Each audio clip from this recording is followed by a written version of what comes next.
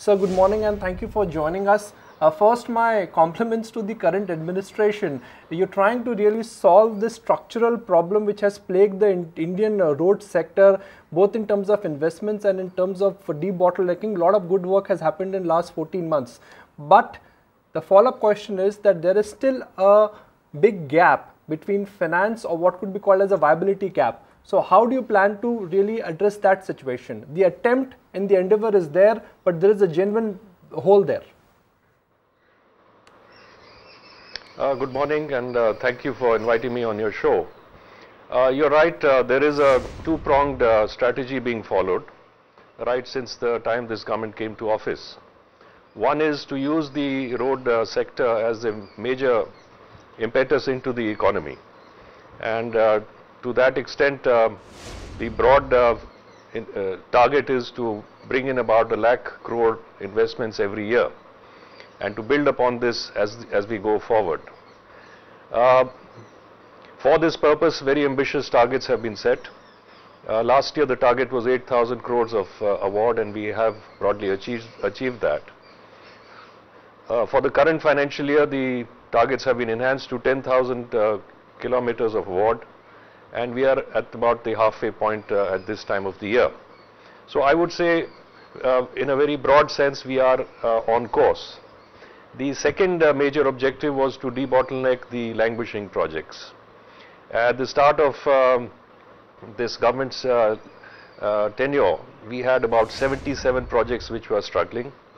What we did was to cancel about 34 of these projects because we saw no viability in taking these forward. As regards the balance, about 18 of these have benefited out of the rescheduling of premium which was payable to the government, which policy dispensation was provided by government. And thereafter we have taken a series of policy decisions, beginning with equity exit, then the fund infusion that was also cleared yesterday, and we are now very close to a last major policy initiative, which is broadly that wherever the NHAI or the authority has been a reason for delay in the implementation and rollout of projects, we shall own that up. The quantum of delay shall be assessed by an independent engineer, a third party assessment, and we shall compensate the concession to the extent of the delay. This broad policy framework has been approved by or recommended by a committee chaired by the Cabinet Secretary, and very shortly this should be before the Cabinet. I am quite hopeful that once this policy framework is through, almost all the languishing projects would find traction, and we should be able to get over the mistakes of the past. But what is the on-ground situation right now, Mr. Chhibber? I mean, financial viability of road projects is one part of it. But, you know, a recent CRISIL note, for instance, has been saying that 7,500 kilometers of BOT roads are at risk mainly because of the debt issues, and not just that, lower traffic as well. Give us a broad sense of how things really are on ground right now. No, I think the CRISIL report really is in two parts. The first part, it says, is what we are doing now for the future projects is really the right prescription. And I think CRISIL has got it right in this assessment. And therefore, for projects as we go forward, not only how they are structured, but how the volumes that are envisaged, this is really the right prescription for the economy. The second part of the CRISIL report, which you alluded to, which was with reference to projects which are in distress, this is exactly what I had mentioned. With this equity takeout, some of these concessionaires would be able to sell some of their portfolios and therefore concentrate on those which are presently under construction. Secondly, the last policy prescription which I just referred to, where we are owning up the delays on part of the NHAI in terms of land acquisition, etc. Once this policy prescription is through, it will provide an additional extension of the concession.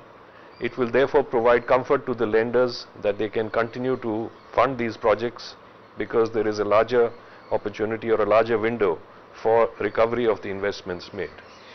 But I don't think, except for possibly one or two projects, all other projects in our assessment will find comfort once this policy prescription is through. So correct me if my interpretation is wrong. The idea here is that the risk capital would be supplied by the government, and if the risk capital is supplied by the government, that really will take care of the so-called financing gap. Is that the idea here? No, there are two separate policy prescriptions. We are mixing up two things. One is where there are projects which are languishing, but where the construction has gone beyond the 50% stage. And should the lenders have any hesitation in providing the further resource for completing these projects, the government is willing to provide the balance amount of fund. There is a set rate of interest, that is bank rate plus 2%, and we will be able to provide this subject to the existing lenders giving us a no objection certificate. The caveat here is that government investment would have first charge, and therefore the lenders have to come on board. The second prescription which I was referring to, which should be in the cabinet next week, is with reference to delays in the projects on account of the authority. That is, supposing the construction period was meant to be a 3-year window and there has been a delay of 1 year in getting the land acquisition done, we shall compensate the concession by that factor of 1 year. In a sense, we are saying additional period of tolling would be provided for 1 year. This would provide the lenders comfort that the investments made by them will get returned. That is, the project will have enough capacity to service both the debt and the equity. Right. I'm very hopeful that with this second policy prescription, whatever other projects which are languishing will find traction. Oh yes, I mean, I hope that sees the end of the day sooner rather than later, Mr. Chibber. But yes, in light of all of that, all these measures will help to get players into the fray. What we've seen of late, and correct me if I'm wrong, but we've seen of late a few players defaulting because of lower traffic situation. Now that can't be corrected by government initiatives. How do we solve that part of the puzzle? Yes. Well, I think we are over that period. The traffic situation going on a downturn was happening right through year before and last year.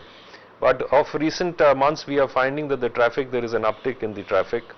What has happened, unfortunately, is that because the escalation in the toll, which is an annual exercise, is linked to the wholesale price index, and the wholesale price index is not galloping as it was in the previous years, the rate of increase in the toll rates, the way they were increasing in previous years, they are not increasing this year because the wholesale price index is fairly stable. So even where traffic is increasing, the rate of toll has not increased in the magnitude that was probably expected by some of the concessionaires.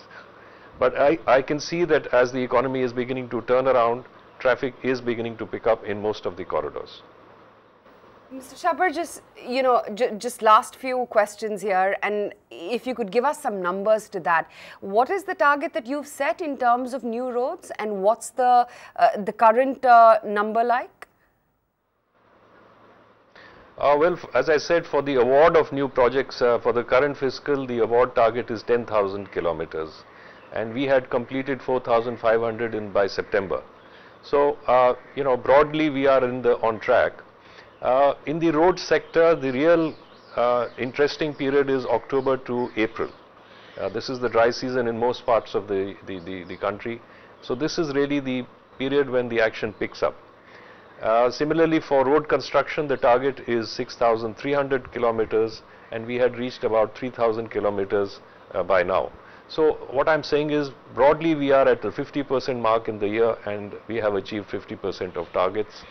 I am quite sure that we would be achieving the targets this year.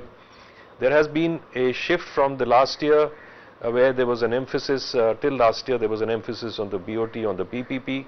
From last year we have shifted majorly onto government funded projects.